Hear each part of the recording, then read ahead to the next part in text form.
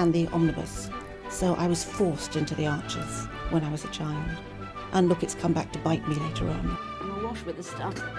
The Archers is the world's longest-running radio show, with more than 15,000 episodes broadcast. Despite being a rural flavour show, The Archers is recorded in the heart of the UK's second-largest city, Birmingham. All right, welcome in everyone to another deep dive. Today we're headed to the charming and sometimes chaotic world of Ambridge. Ooh, Ambridge. Sounds delightful. Well, it can be.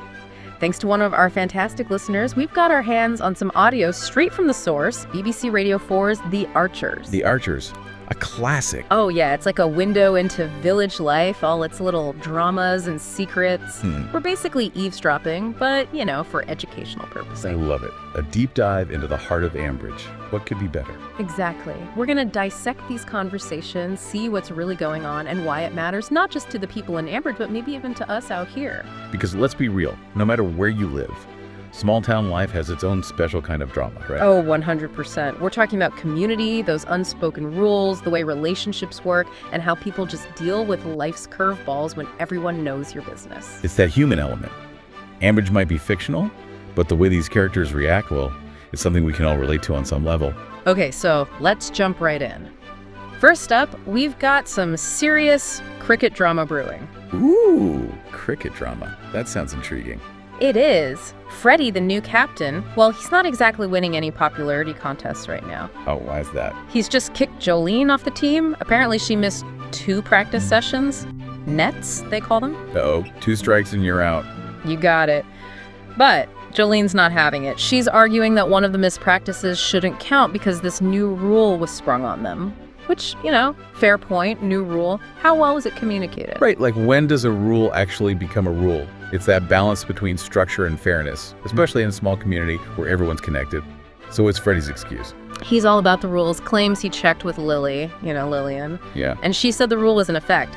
He even says he can't make exceptions, even for family, since Jolene's a relative.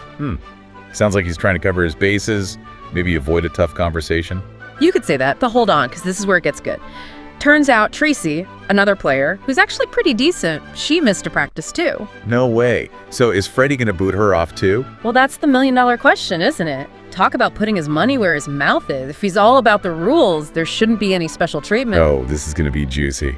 It really exposes the potential fallout when rules are applied too rigidly without considering the context. What do the other characters have to say about all of this? Okay, so Lillian, she was kind of amused by Freddie's tough guy act at first, but now, not so much. Yeah, can't imagine this is what she had in mind. She actually calls him, and I love this, a little weasel on a tangle web, which, perfectly sums it up, right? It's such a great visual, and it speaks to how these seemingly small actions can have these huge unintended consequences in a tight-knit group. So is Lillian just going to sit back and watch this unfold? Oh, absolutely not. She even hints that she might have some fun with the situation. You get the sense she's got a plan brewing. Oh, and Rex, he's in the thick of it too. Seems like he might have even encouraged Freddie to drop Jolene at first. Interesting. Maybe some history there we don't know about. Could be. But now, with Tracy potentially on the chopping block, he's getting nervous. He realizes this could seriously mess with the team's chances. Oh. So yeah, personal agendas clashing with the good of the team. Classic. It really highlights those shifting allegiances and how individual motivations can play out within a larger group dynamic. It's like a mini social experiment. Totally. And then there's Jolene, understandably feeling like Freddie wanted her gone anyway, rules or no rules. Plus there's this hilarious conversation about whether anyone on the team is actually any good, adding a dose of reality to all this drama. Yeah, like are they really in it to win it, or is it more about the community, the fun of it all? Exactly. And speaking of community, let's shift gears to Claire. She's just been laid off from the dairy. Oh no, that's never good news. No, especially in a small village where jobs aren't exactly growing on trees. She's worried, understandably. She's even thinking about applying to the chicken factory, but it sounds pretty rough. Eddie and Emma describe the bosses as right bullies. Yikes. Not ideal. Not at all. But as luck would have it, Fallon, who owns the local pub, needs help in the kitchen. And Emma, bless her heart, suggests Claire for the job. Sounds like a win-win, right? You'd think so. But here comes Lillian, ready to throw a wrench in the works. Uh-oh, what she got against Claire? Well, she brings up this E. coli scare from years ago at Bridge Farm, which feels a bit like digging up ancient history, if you ask me. Then she starts questioning Claire's energy, her ideas, even if she can work the till. Wow, that's a lot of negativity. Is there something else going on here? It does make you wonder, is this really about Fallon's business, or is there some personal beef between Lillian and Claire? And then Lillian really goes there, brings up ageism, implying Claire's too old. Seriously. Ouch. It's a reminder that these unconscious biases can pop up anywhere, even in the most unexpected places. No kidding. But Fallon, she handles it really well. Suggests Claire submit a CV, like everyone else, and they'll see how it goes. And Emma, she offers to help Claire type it up. Talk about community spirit, right? It really shows the importance of having a support system, especially when you're facing tough times. It's not just about finding a job, it's about having people in your corner. Absolutely. And to add to all this, we hear Casey's got a job interview lined up too, so Claire's not the only one dealing with work stuff. So even in a small place like Ambridge, life keeps throwing curveballs. It's a reminder that these everyday challenges are universal. We might not all live in a village, but we all deal with job searches, changing relationships, and the complexities of community life. So true. And speaking of everyday life, we get these lovely little glimpses into what's happening in Ambridge. Preparations for Kira's birthday party, Ed's ordered a red velvet cake, her favorite. Just sweet, normal stuff. I love those little details, those little touches of normalcy amidst all the drama. It makes the characters feel more real, more relatable. Totally. And then there's this mention of George's upcoming birthday, but it's handled very delicately. Makes you think maybe there's some sadness around it, some shared history that's still sensitive. It hints at those unspoken bonds within a community, the way people rally around each other in both good times and bad. That shared history that shapes how they interact. And then Emma checks in on Fallon after Harrison's been away. It's that quiet support network that's always there. And Fallon says having Harrison gone has actually been healthy for them. Interesting, Era. It challenges that idea that couples always need to be together to be strong. Sometimes a little space can be a good thing, even in the most loving relationships. Absolutely. And then we're reminded we're in the countryside. They're weaning the Texel lambs, Emmer they call them. Love that. It brings that rural element to life, those agricultural rhythms that underpin everything in Ambridge. It's like a heartbeat. Totally. And meanwhile, Rex is working from home, still reeling from the whole Jolene situation. And then there's this awkward run-in with Rochelle, who basically ghosted him after his party. Ouch. Ouch is right.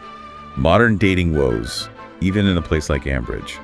It's a reminder that no matter where you live, those feelings of rejection and social awkwardness are universal. So true. And Lillian can't stay quiet for long. She says straight up that Freddie needs a kick, and guess what?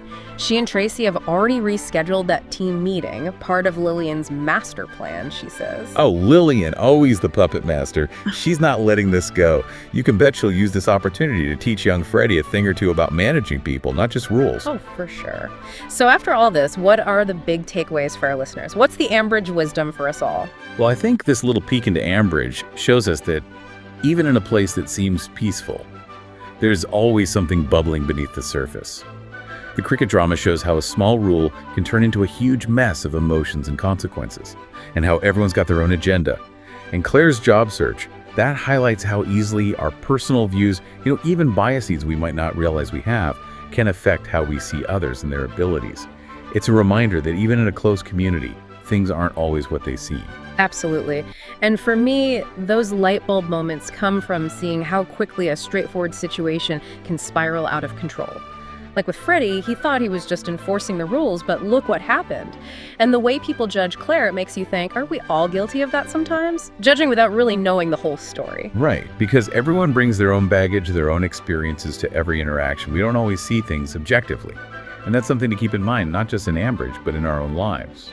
So why should our listeners, wherever they are, care about this slice of Ambridge life? Why does it matter? Because even though we might not live in a village, those themes, they're universal. Dealing with rules and expectations, supporting each other, handling conflict, the ups and downs of work and relationships, that's life. Ambridge just gives us a really interesting, sometimes funny, sometimes dramatic way to look at it all. So well said. It's a reminder that people are people, wherever you go. Exactly. So here's a final thought for you to ponder. How often are the decisions made in your own life, at work, in your community?